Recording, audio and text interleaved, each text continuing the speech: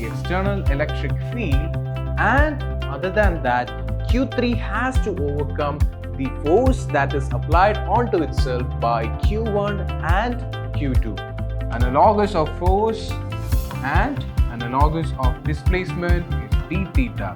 So in order to find out what is the work done here, I have to know theta and d theta. External electric field is being opposed by the internal electric field generated.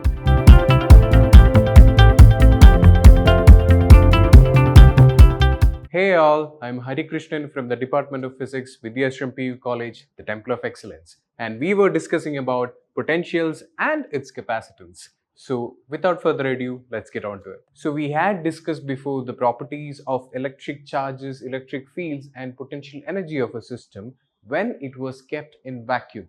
What if the potential energy of a system had to be calculated in an external field, in an external uniform electric field? So that is what we are going to do today, that is calculate the potential energy of a system kept in an external uniform electric field. So let us imagine that this is the external uniform field that is going in that particular direction, and E is the external uniform field. Just like before, we had calculated what was the potential energy of a system to bring a unit charge from point A to point B. Or for simplification, we can say that in order to bring a charge from infinity to a particular point, we had calculated the potential energy of a system of charges. Now we are going to do the same, but just the difference is that this will be in an external electric field which is uniform in nature. Okay, so what we first did was we brought a charge from infinity to a particular point. Let's say this is Q1, and the work done in bringing that particular charge was W1. If you remember correctly, in the previous topic, it was clearly mentioned that W1 was 0 because we don't need to put any work in order to bring a charge from infinity to that particular point. But here it is not the case, because here there is already an external field present, which means that there is already a potential there, which means we have to do work in order to bring this particular Q1 charge from infinity to that particular point. And doing so, the work here will be, generally we can say that W will be equal to QV or simply U. So in order to calculate the work done here, I'm taking the charge we are bringing here and calculating the potential. So the potential at, let's say, point 1 is V1. So we can say that the particular work done in bringing unit positive charge Q1 from infinity to that particular point is given by Q1 V1. So let's keep this here. That is the work done in bringing one charge from infinity to that particular point. Now imagine that we have to bring another charge from infinity to that particular point. So let's say that I am bringing another charge from that particular point here. Let's say this is Q2. So what will be the work done in bringing Q2 from infinity to that particular point? Let's say this is W2, and then W2 will be equal to W2 V2, but there is another thing we have to consider, because initially when we were bringing one charge from infinity to that particular point, only the potential due to the electric field was only present. But now, since there is one more charge present here and we are bringing another charge, it has to overcome the repulsive forces of the external electric field as well as the electric field generated by the Q1 charge. So in theory, we can say that in order to bring Q2 charge from infinity to that particular point, it has to overcome the external field offered by the electric field we applied, and it has to overcome the electric field offered or the repulsive field offered by the Q1 charge. So W2 will be equal to, let's say this is the potential V2 at point 2, then potential will be Q2 V2 plus the resistance offered by the Q1 charge or the force the repulsive force offered by the Q1 charge. So we can say that it will be equal to K Q1 by R. So what is this particular R? That is simply the distance between Q1 and Q2. Let's denote it as R12. So again, this into Q2. What is this KQ1 by R? So we know that V is equal to KQ divided by R. So this V is here, the V offered by Q1 charge. So to put it simply, Q1 also offers a potential because of its presence as well as the potential present due to the external electric field. So they have to add up together to produce this particular effect. It is very similar to the way that we have calculated the potential energy of a system. The only difference is that one more term will be added because of the existing electric field. And now for, let's say, a system of two charges, the potential energy U will be equal to W1 plus W2.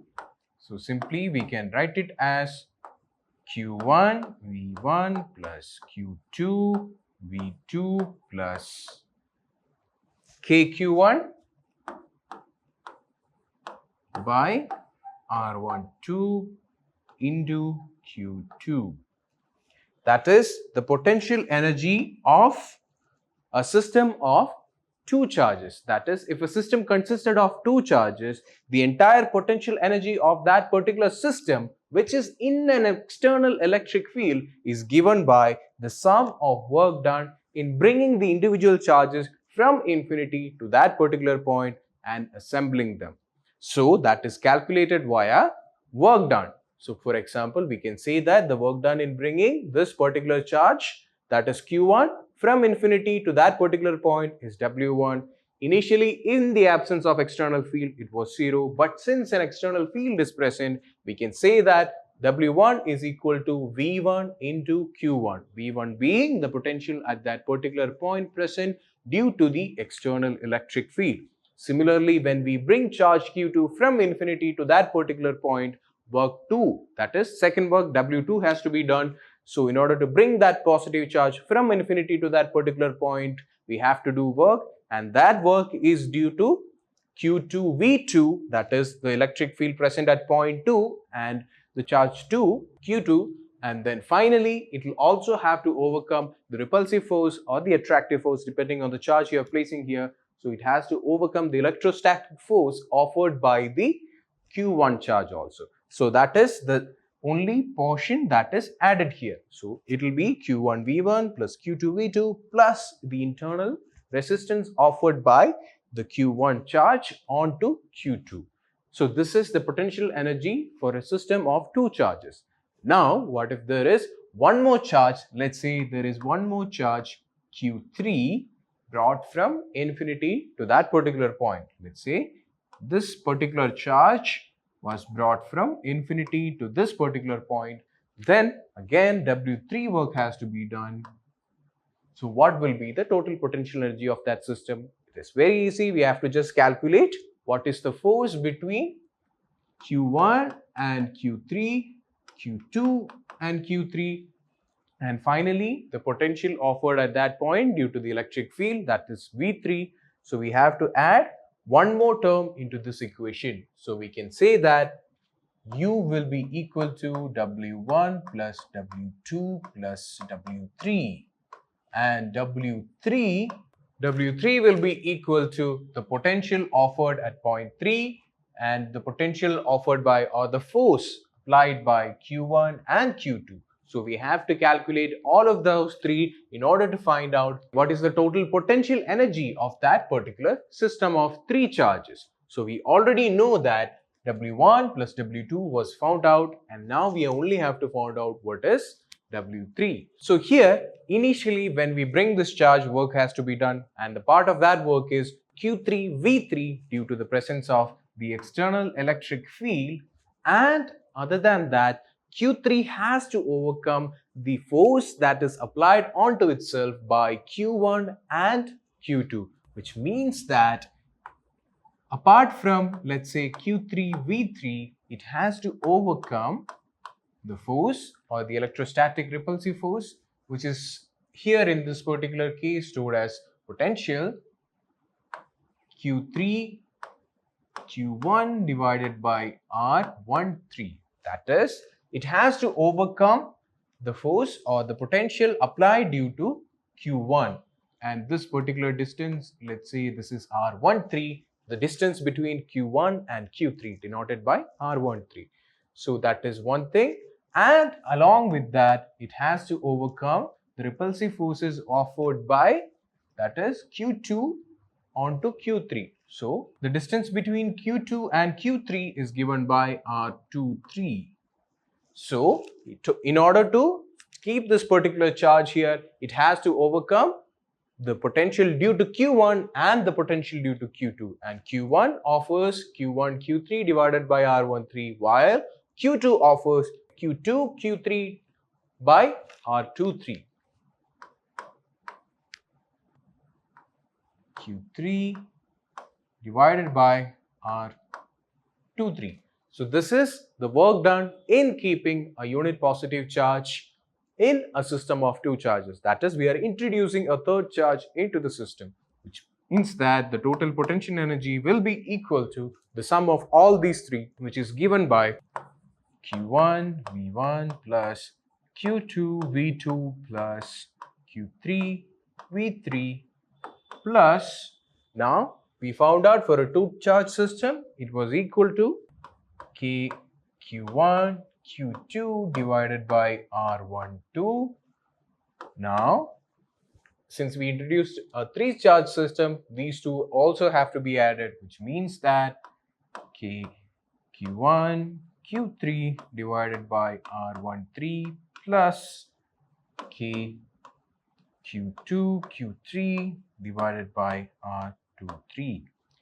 So this will be the total potential energy of a system of three charges. So what we actually did was we brought one charge into an external field, which means that work has to be done since there is an external field present there and already a potential is existing. So we can write it as Q1 V1, and since there is no other repulsive forces or any other charge present in that particular point, we can just write it as Q1 V1.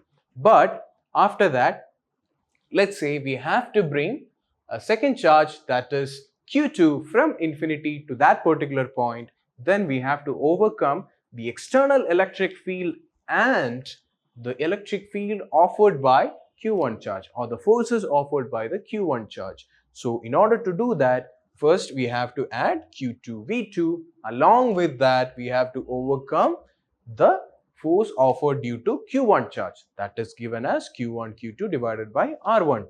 And finally, when we introduce a third charge, this particular third charge has to overcome Q1, Q2 and external electric field. So that is why there are two more terms being added. And that is how we find the potential energy of a system of charges placed in an external uniform electric field. Moving on, we first saw that what was the torque experienced by a dipole kept in a uniform electric field. Now we are going to find out what is the potential energy of a dipole kept in a uniform electric field.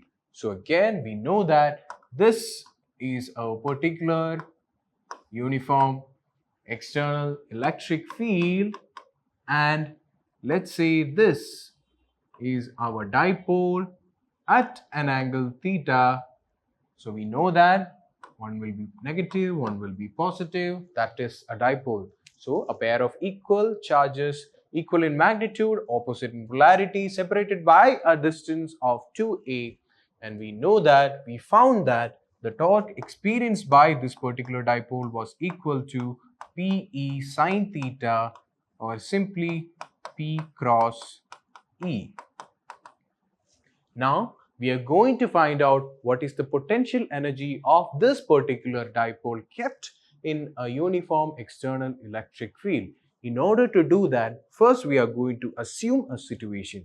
That is, let's say I'm going to rotate this particular dipole in the opposite direction, because initially what this particular dipole wants to do is that attain a state of equilibrium. That is, because there is a force being applied on the positive charge along the direction of the electric field and in the opposite direction of the electric field in the negative part of the dipole, which means that this particular dipole wants to go for a spin. So in order to reduce the particular force being applied on its two ends, that was the torque we calculated.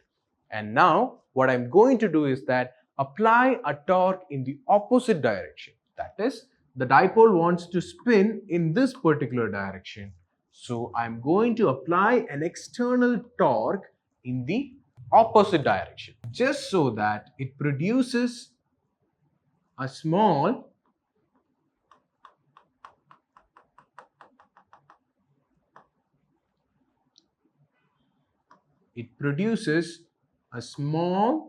displacement, that is d theta. So initially the dipole was at an angle of theta.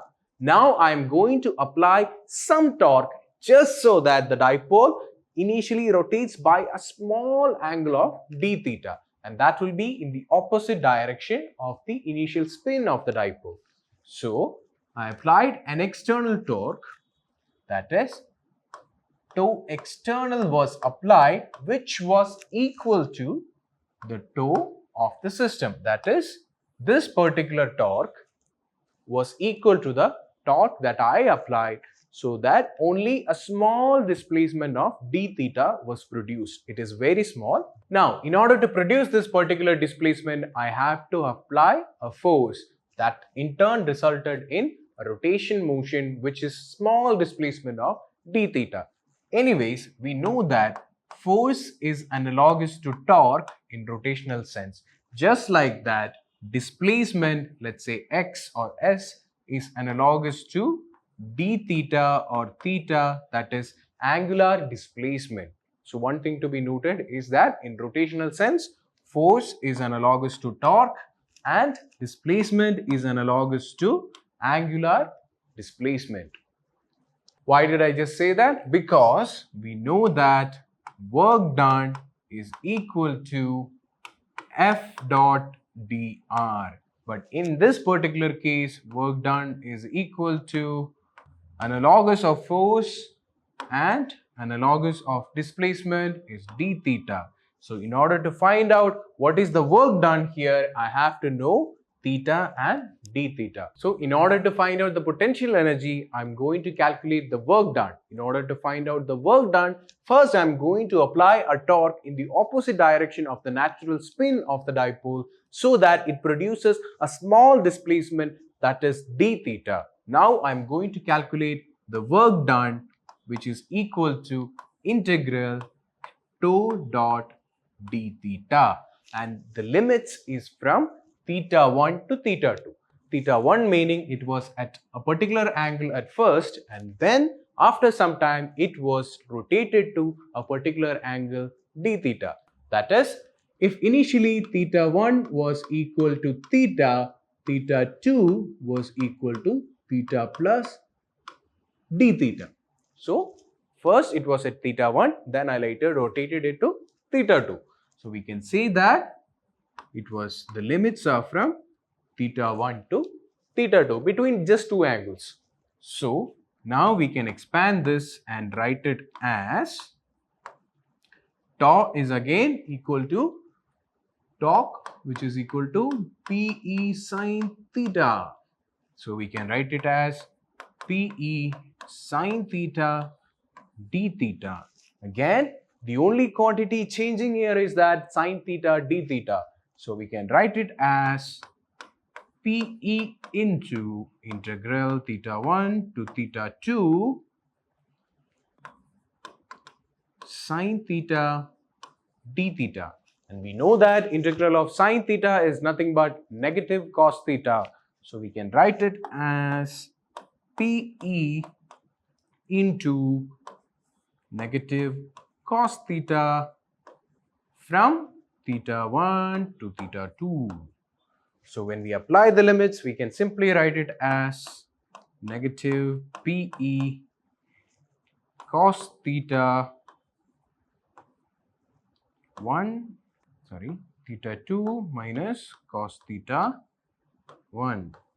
That is upper value minus lower value. If you take the negative side inside, you can write it as cos theta 1 minus cos theta 2. So this is the work done. And why did we calculate the work done? Because work done is equal to the potential energy stored in that particular system. So in order to find out the stored potential energy, that is W is equal to U2 minus U1, which is found to be minus PE cos theta 2 minus cos theta 1. If you see here closely, we can open the bracket and simply write it as PE cos minus PE cos theta 2 plus PE cos theta 1. So minus of minus becomes plus, and minus cos theta equals minus PE cos theta. So we can write it as minus PE cos theta 2 plus PE cos theta 1.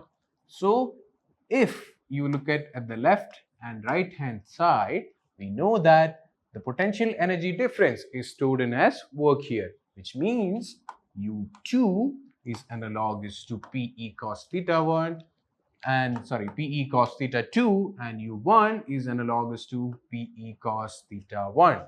So we can equate this and simply we can write it as, we can write work done, which is equal to potential energy, which is equal to PE cos theta.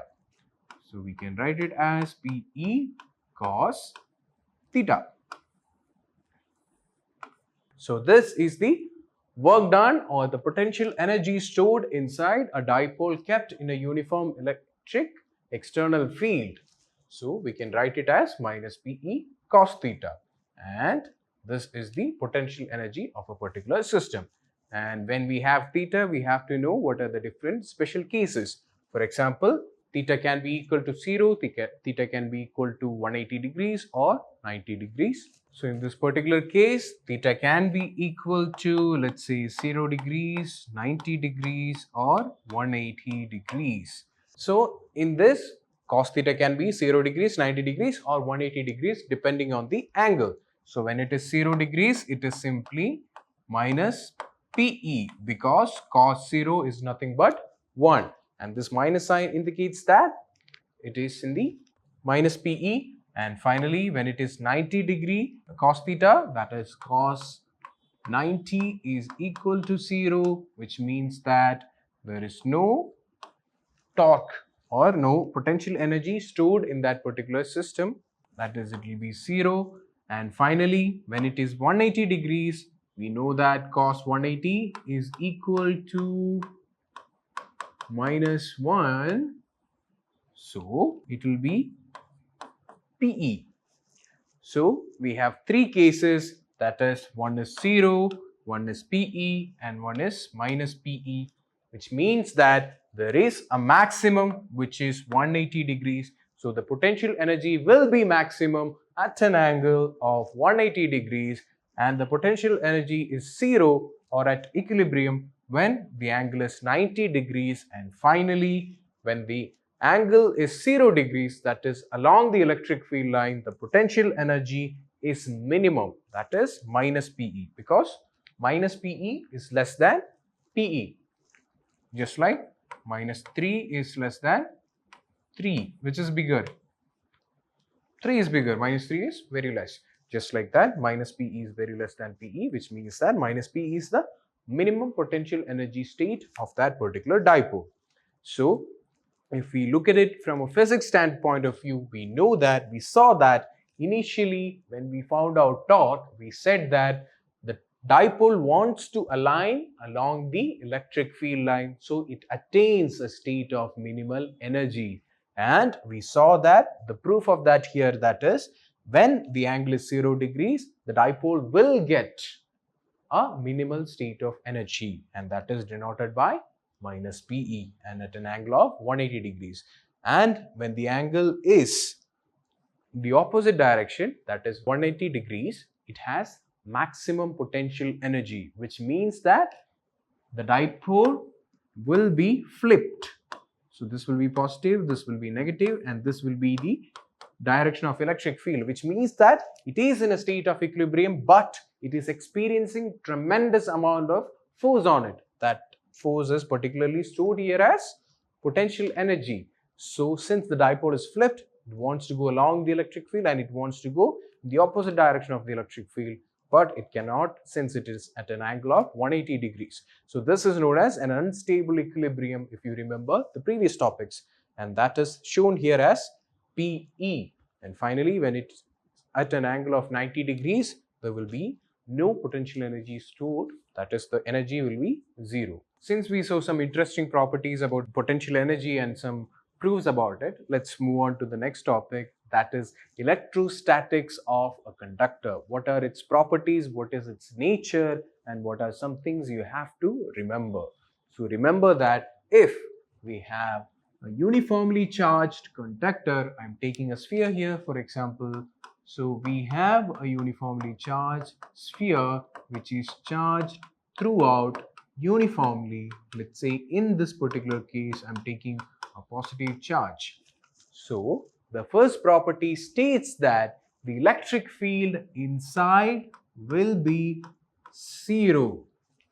So we saw this as a consequence of Gauss's law, which states that there cannot be any charge inside a hollow cavity of a metal conductor or any conductor which is having a space or a cavity inside it, which means that charge will be zero inside a conductor, which means that the electric field will also be zero. So we can write it as electric field inside a conductor will be zero. So electric field inside a conductor will always be zero. And the next point to remember is that the electric field will always be perpendicular to the surface of the conductor. That is, if you zoom in here, let's say you take this portion and you magnify it, then this curved surface will be magnified 10 times and there will be infinite number of charges like this. So if you take that particular portion, then the electric field lines coming out of that particular surface will always be at an angle of 90 degrees to the surface. So anywhere you take it, if the electric field is tilted, it means that to that particular surface, the electric field is at an angle of 90 degrees. So always remember, electric field lines are always perpendicular to the surface of the conductor.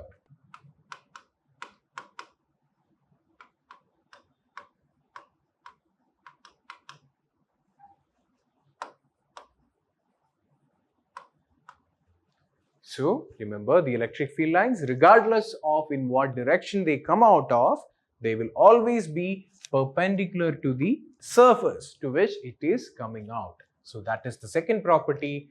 And the next property is that surface charge density, that is sigma. So this is surface charge density. If you remember Gauss's law and its application, you will remember this sigma, which is surface charge density, which is charge per unit area, is inversely proportional to the radius of curvature of the surface. That is, let's say you have a conductor which has an odd shape. Let's say a piece of metal piece that just broke off a sheet or a car piece or something. You have a conductor which has an odd shape like this, which is not symmetrical in nature.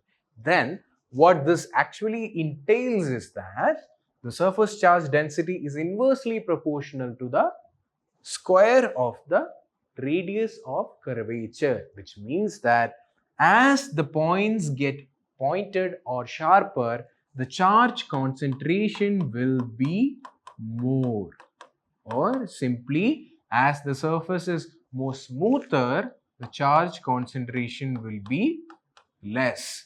So this particular property states that if a conductor has a pointed edge or pointed edges, the charge concentration at those edges will be more compared to a smoother area. So as the radius of curvature decreases, then the charge concentration will increase, or pointed surfaces will contain more charge density, and that is the third property. And the fourth property is that surface of a conductor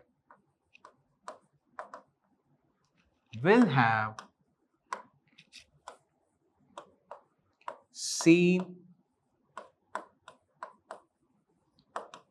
potential. That means that the potential at point A and point B will be same.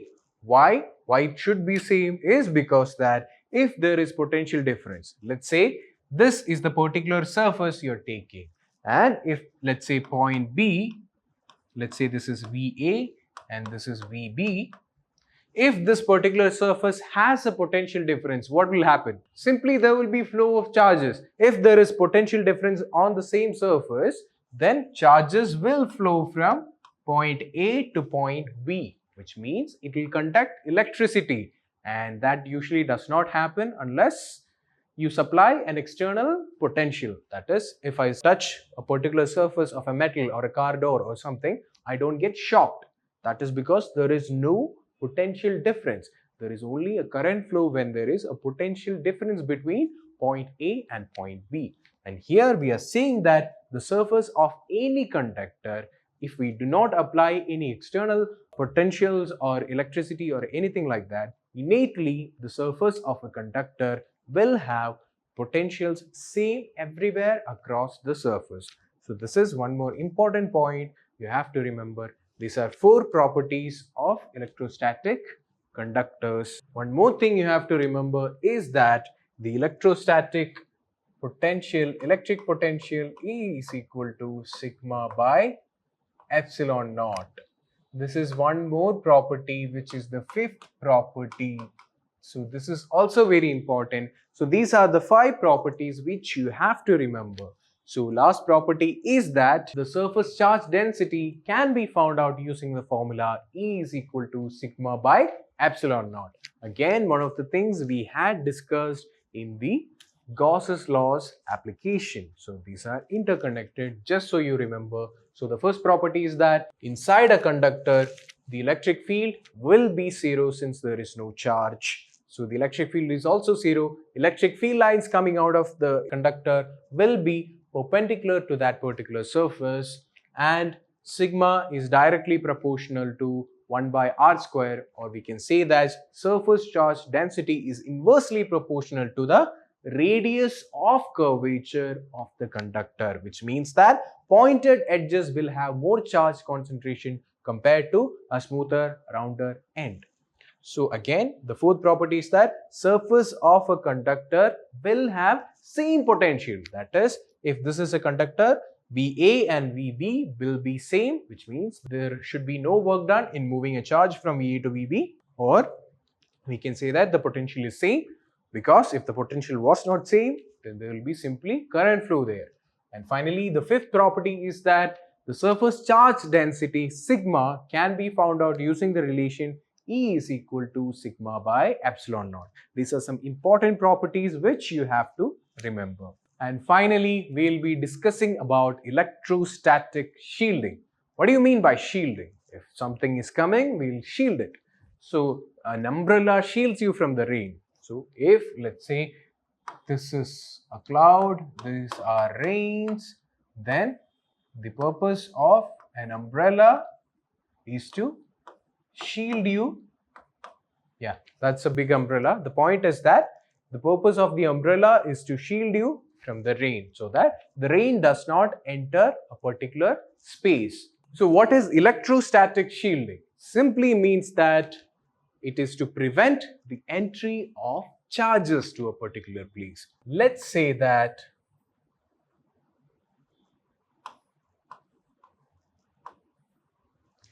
this is a particular piece of electric component I have.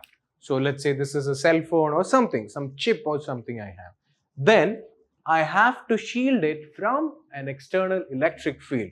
Let's say there is an electric field or electric field component coming in this particular direction. What I want to do is that I want to bend this electric field around it or simply move it away from it. So how do I shield or make this particular electric component invisible to this particular electric field? That is the essence of electrostatic shielding. This means that there is a particular property of electric field which states that electric fields cannot enter particular cavities. That is, have you had instances where you're driving in a car? So you're driving in a car and suddenly you are struck by lightning. So you're struck by lightning, but nothing happens to you.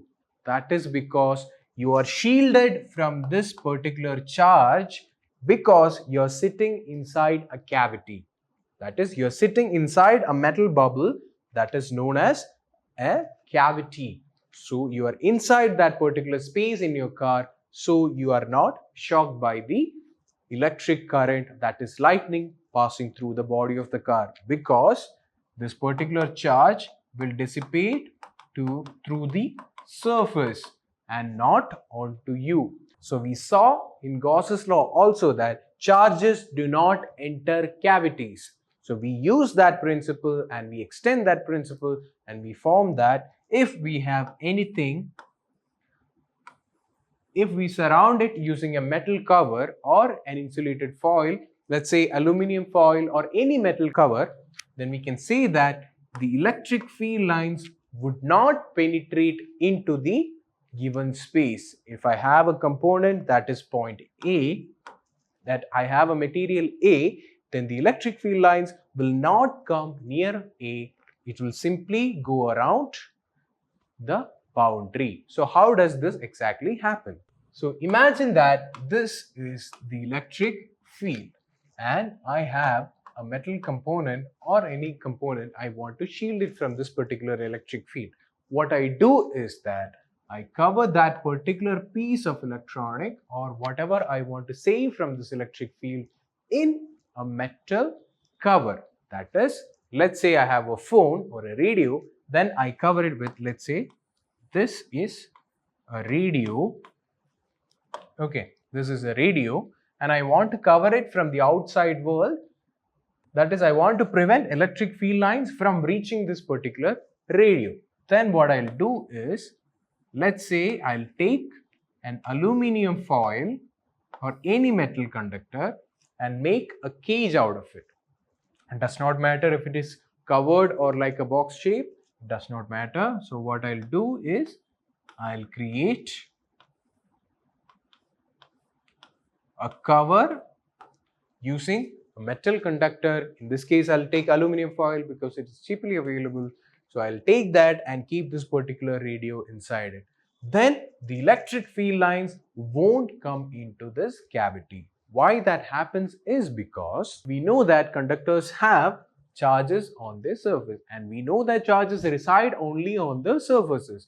So when we apply an external electric field, then all the charges in the conductor or on the surface of the conductor will align according to the external electric field applied, which means that positive charges will accumulate along the direction of electric field and negative charges will align in the opposite direction of the electric field. So when this particular phenomena happens, that is when we apply an electric field and charge separation occurs. So this is known as polarization. So when there is a polarization occurring, then innately that particular material will develop an internal resistance to this electric field That is, it will have its own electric field internally which is against the electric field which we are applying. That is, there will be an internal electric field in the opposite direction of the electric field we are applying. So, as we apply more and more electric field, the charge separation becomes more and more, and then more will be the internal electric force which is being applied. So this particular electric field which is developed internally due to polarization, this will be opposing the external electric field which we are applying. So we can say that if charge F is equal to QE, that is, the force experienced due to a particular charge in an electric field is QE, then all of these will be pushing against the electric field due to the internal electric field developed. So this particular force, that is F is equal to QE for positive charge, F is equal to minus QE for negative charge, will keep out the electric field. So imagine that someone is trying to push on something, and then as soon as the push begins, an immediate opposite reaction happens. That is, when electric field is applied, there generates an internal electric field due to the polarization that happens, and this particular internal electric field has a force which opposes the electric field that is outside of that particular area. So we can see that external electric field is being opposed by the internal electric field generated. So that is known as electrostatic shielding, and that is the reason why electric field lines stay out of this particular boundary. As we increase the density or increase the magnitude of the electric field, then more charge separation occurs, and the internal electric field also becomes stronger, which means that it will shield out the external electric field from anything we are trying to protect it. So this particular metal cover, let's say this metal cover is known as a Faraday cage.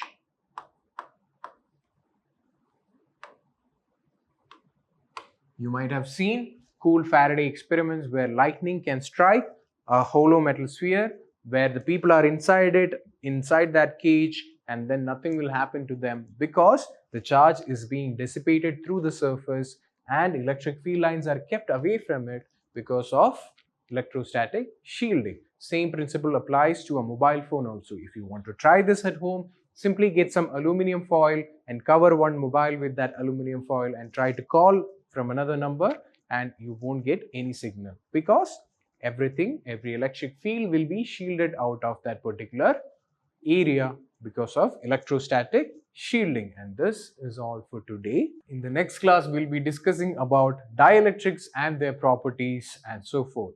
I hope you have understood everything I have just taught here today. Until next time, I'll see you again very soon. Thank you.